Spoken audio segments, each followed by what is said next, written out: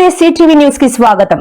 ఆరోగ్యకరమైన ఆహారం అందరూ భుజించాలి అని విశ్రాంత డిప్యూటీ కలెక్టర్ పేరి రామకృష్ణ పిలుపునిచ్చారు.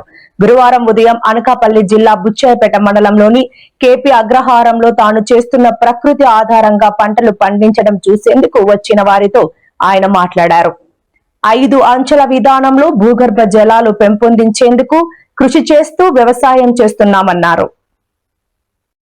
ఈ కార్యక్రమంలో భారత్ కిసాన్ సంఘ్ జాతీయ కార్యవర్గ సభ్యులు జలగం కుమారస్వామి మాట్లాడుతూ ప్రకృతి ఆధారంగా పంటలు పండించడం వల్ల ఆదాయం పెరుగుతుంది, ఆరోగ్యం మెరుగుపడుతుందని వివరించారు. అందుకే తాము జాతీయ స్థాయిలో ప్రచారం చేస్తున్నామన్నారు. సమస్త జీవరాశిని కాపాడుకోవాలని ప్రచారం చేస్తున్నామన్నారు.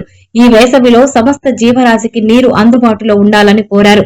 ఈ కార్యక్రమంలో mango man Appaji, Varahi federation ప్రతినిధి Rahul, green climate team NGO వ్యవస్థాపక కార్యదర్శి జేవీ రత్నం తదితరులు పాల్గొన్నారు.